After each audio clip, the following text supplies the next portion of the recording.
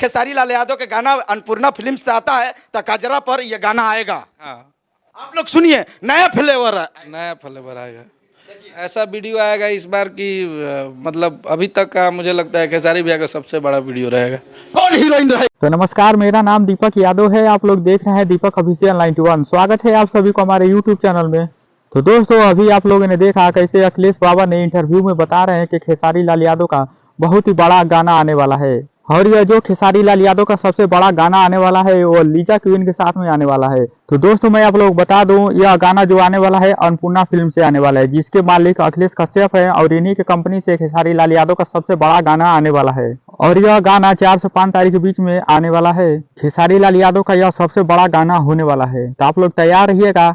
बहुत जल्द यह गाना आप लोग के बीच में आने वाला है और इस गाने को इतना धमाकेदार बनाना है। तो दोस्तों, आज भी ये खेसारी लाल यादव का गाना रिलीज हुआ है और इस गाने को भी अखिलेश बाबा ने ही लिखा है। तो मनसा एंटरटेनमेंट पर इस गाने को रिलीज किया गया है, तो आप लोग जाकर सुनिए। और बहुत जल्द वह बड़ा गाना आने वाला भी है, तो आप लोग तैयार रहिएगा। मिलते हैं तब तक अगले वीडियो में। चैनल पर नए हैं तो सब्सक्राइब कर लीजिए और वीडियो को लाइक करना ना भूलिए।